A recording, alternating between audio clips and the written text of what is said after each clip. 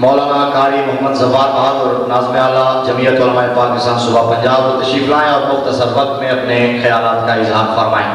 نعرہ تکبیر، نعرہ رسالت، علماء اہل سنت، مفتی اعظم پاکستان۔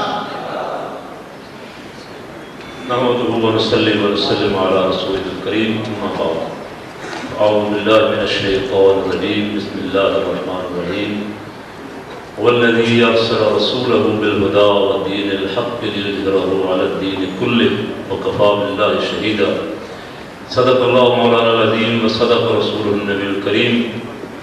صلاۃ و سلام علیک یا سیدی یا رسول اللہ وعلی آلک و اصحابک یا حبیب اللہ۔ واجب الاحترام علماء کرام، مشائخ اعظام،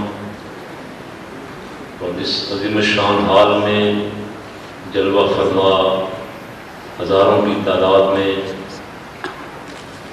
منصب امامت پہ فائز میرے بزرگوں، دوستوں، جس ہستی کی یاد میں ہم آج سب یہاں جمع ہیں، انہیں خراج عقیدت پیش کرنے کے لیے استاد العلماء حضرت قبلہ مفتی محمد عبدالقیوم ہزاروی صاحب رحمۃ اللہ علیہ، ان کی زندگی کے بہت سارے پہلوؤں پہ گفتگو ہو چکی، بہت سارے پہلوؤں پہ بھی اکابرین گفتگو فرمائیں گے۔ یہ بات طے ہے کہ انہوں نے سرکار کے دین کی اتنی خدمت کی ہے کہ انشاءاللہ ان کا نام قیامت تک زندہ رہے گا۔ حضرت قبلہ مفتی صاحب رحمۃ اللہ علیہ کی خوبی یہ تھی کہ وہ غیور تھے، غیرت مند تھے۔ جب بھی ملت پہ کوئی وقت آتا تھا تو وہ ساری ملت کے ساتھ ان کا دل بھی تڑپتا تھا، اور صرف حجرے میں بیٹھ کے نہیں تڑپتا تھا، وہ مار روڈ پہ بھی آتے تھے، میدان میں نکلتے تھے۔ مسئلہ ناموس رسالت پہ لاہور کی سڑکیں گواہ ہیں، اور عراق کے مسئلے پہ بھی، افغانستان کے مسئلے پہ بھی۔ یہاں عراق کے مسئلے پہ جو آخری جلوس تنظیم المدارس کی طرف سے، اہل سنت کی طرف سے نکلا، اس کی دعوت حضرت قبلہ مفتی صاحب رحمۃ اللہ علیہ نے تمام علماء کو بھی اور قائد اہل سنت حضرت علامہ امام شاہ احمد غانی رحمۃ اللہ علیہ کو بھی دی کہ ہماری طرف سے ہم جو دعوے دار ہیں، ہمیں افغانستان پہ تو کئی تحفظات تھے، لیکن عراق پہ تو کوئی ایسا تحفظ نہیں تھا کہ عراق میں فلاں ہے فلاں ہے۔ عراق میں تو خالصتاً عراق کی جو جنگ لڑ رہے ہیں بغداد شریف والے یا کربلا معلّہ والے، اس پہ تو ہمیں کوئی اعتراض نہیں تھا کہ ان کا فلاں مسلک سے تعلق۔ حضرت قبلہ مفتی صاحب کی خواہش تھی کہ اس کے لیے سارے علماء اور مشائخ نکلے میدان میں، اس لیے کہ جس طرح بھی سردار صاحب فرما رہے تھے کہ کچھ اور ملکوں کی باری بھی آ رہی تھی، انہوں نے دبے لفظوں میں کہا، کھل کے کہنا چاہیے تھا کہ پاکستان کی باری بھی آ رہی تھی، آ رہی نہیں تھی، آنے والی۔ آج پھر اخبارات میں آپ نے دیکھا کہ پاکستان کے جوہری پروگرام پہ وہاں قرارداد پیش ہوئی۔ کھٹکتا تو پاکستان ہے اصل میں، وہ سمجھتے تھے کہ افغانستان، عراق اور یہ چھوٹے موٹے جو ہیں یہ تو سارے ایسے ہی ہیں، اصل پاکستان ہے جو ایٹمی قوت ہے، اسے ختم کرنا چاہیے۔ اللہ تعالیٰ عراق والوں کو اور زیادہ ہمت عطا فرمایا تو انہوں نے اس ظالم کو وہاں روک لیا کہ تو اگر عراق سے باہر جائے گا تو اور کسی مسلمان ملک پہ حملہ آور ہوگا۔ قائد اہل سنت رحمۃ اللہ علیہ نے یہاں فرمایا تھا مار روڈ پہ کہ یہ عراق سے انشاءاللہ ذلیل ہو کے جائے گا، یہ عراق سے صحیح سلامت جائے گا نہیں۔ اور آپ دیکھ لیں اس کی ذلت اور رسوائی کا سفر شروع ہو گیا۔ عراق میں انشاءاللہ وہ اس طرح خار ہوگا، کوشش اس کے بڑے سارے کوشش انہوں نے کی، اور یہاں بھی ان کے چھوٹے موٹے جو چمچے ہیں وہ بھی ہمیں کبھی کبھی آواز دیتے ہیں، مولوی صاحب سپیکر بند رکھو، مولوی صاحب تمہاری آواز باہر نہ آئے، صرف اذان اور خطبہ درود و سلام کی آواز باہر نہ آئے، تقریر کی آواز باہر نہ آئے، آپ کی نعت کی آواز باہر نہ آئے۔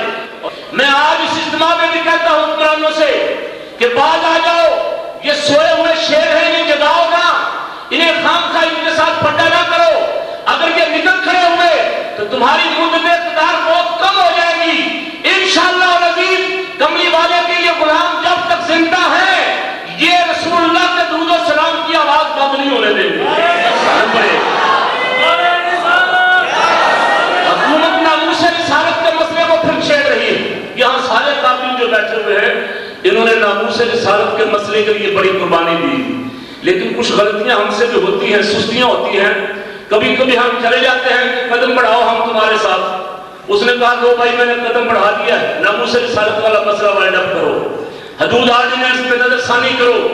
اب قوم کو خصوصاً علماء اہل سنت کو فیصلہ کرنا ہے کہ یہ اسی کے ساتھ ہیں یا ناموس رسالت کے ساتھ ہیں۔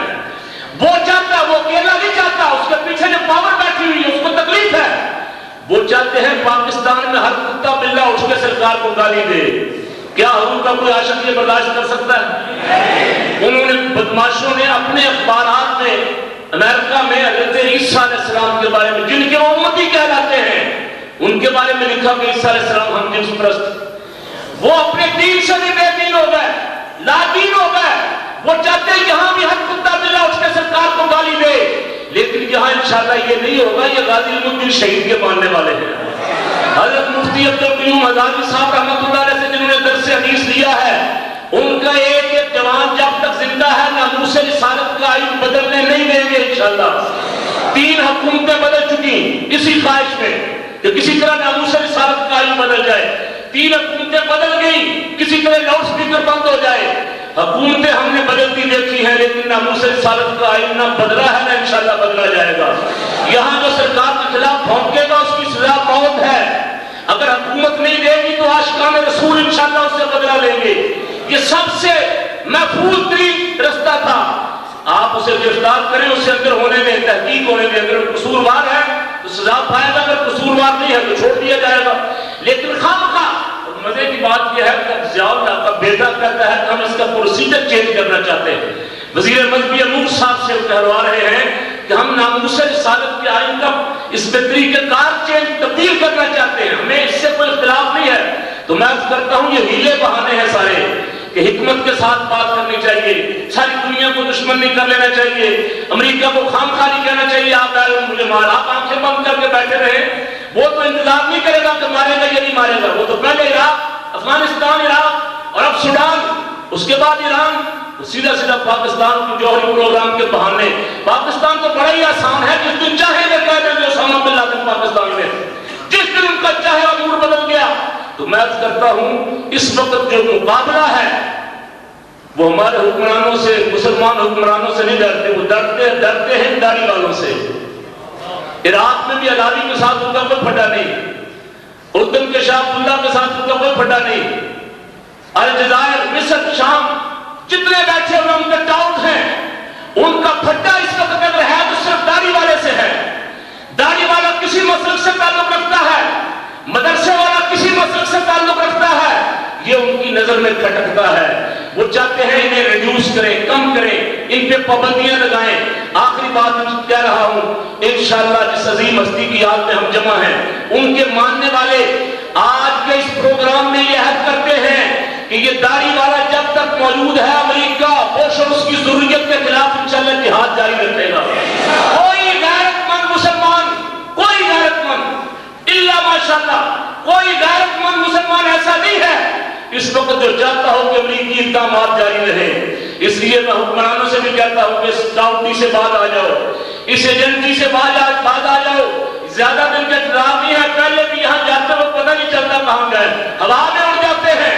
تم بھی اللہ سے کرو، مسلمانوں کا خون نہ کرو، پاکستان کو مصیبت میں مبتلا نہ کرو۔ وہ رستہ چلو جو حفاظت کا رستہ ہے، وہ رستہ چلو جو عزت کا رستہ ہے، اور عزت کا رستہ جو ہے وہ جہاد کا رستہ ہے۔ اپنے آپ میں غیرت پیدا کرو، ان حکمرانوں کو سیدھا کرو انشاءاللہ۔ اور علماء کی یہ جماعت اگر میدان میں نکل آئی، تھوڑا سا ضرورت ہے نکلنے کی، میں عرض کروں تو غصہ نہ کرے، نکلنے کی ضرورت ہے۔ خاموشی سے بیٹھے دیکھتے رہے تو شاید بعد میں کو بولنے بھی نہ دے۔ اب وقت ہے نکلنے کا، ضرورت ہے